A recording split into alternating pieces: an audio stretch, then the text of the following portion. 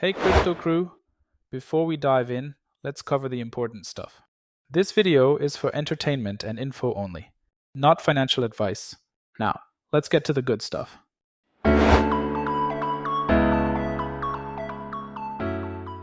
GM Crypto Fam, welcome back to CryptosYou, where we turn crypto knowledge into digital prosperity. Those who know me well are aware of my love for Excel spreadsheets. Today, we're diving deep into my Excel tables to break down the recently announced tokenomics of Ever, the native token of Revenge by Everreach Labs. Before we jump in, if you're looking for more information about Everreach Labs and their game, I highly recommend checking out my first video on this topic. It's a comprehensive review that covers all the basics. Today, we're focusing solely on the tokenomics. Don't worry if spreadsheets aren't your thing. I've also created some beautiful diagrams for you to feast your eyes on. Let's kick things off by breaking down the basics. The Ever token has a total supply of 2,777,777,777. Now that's a lot of sevens. Maybe they're hoping for some lucky gains?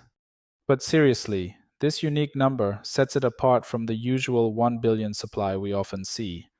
Moving on to distribution, a whopping 44% is allocated to the ecosystem and community, which is the largest slice of the pie. That's music to our ears, folks.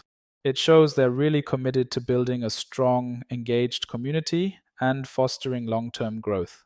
Interestingly, this chunk also includes the airdrop allocation. However, the team hasn't disclosed exactly what percentage will be unlocked on TGE Day. To work with some numbers, I've estimated a 3.5% unlock for this category at TGE. It's an assumption, but it gives us a starting point for our calculations. The core contributors, which is essentially the Everreach team, are getting 20% of the tokens. And get this, they're locked in for 12 months.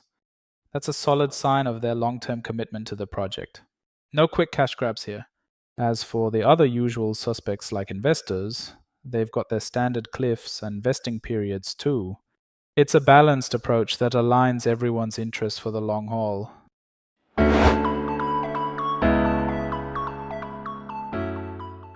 Let's dive into my Excel calculations, where I've input a hypothetical $500 investment in the seed round. If you've invested a different amount or in a different round, feel free to adjust the data in the Excel sheet, and the other figures should update accordingly. Let's look at the numbers for our $500 investment.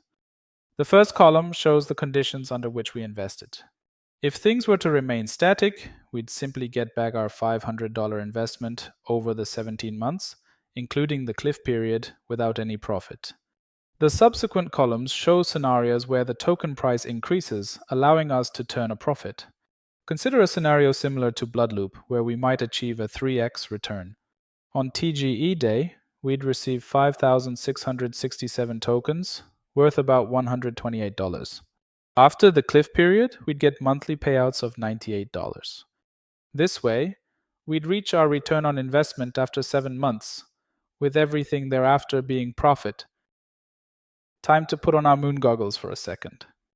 To hit ROI at TGE for seed investors, we'd need to see an 11.7x increase, bringing the market cap to $19.5 million. Is it possible? Sure. Is it guaranteed? About as guaranteed as me becoming the next Satoshi. Here's the kicker, fam. We're in a mini bear market within a broader bull market. It's like crypto winter decided to take a summer vacation. This could impact private and seed investments, so keep your eyes peeled and your strategies flexible.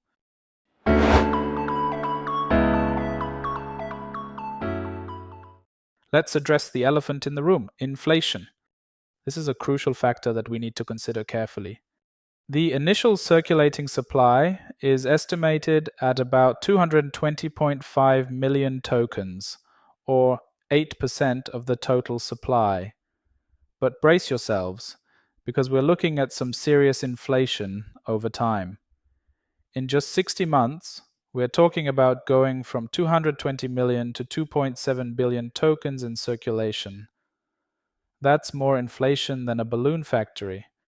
As I'm showing you in the chart on screen right now, you can see just how steep this inflationary trajectory is. It's a dramatic increase that really puts things into perspective. We've seen the impact of such inflation in recent launches. Take QORPO, for example.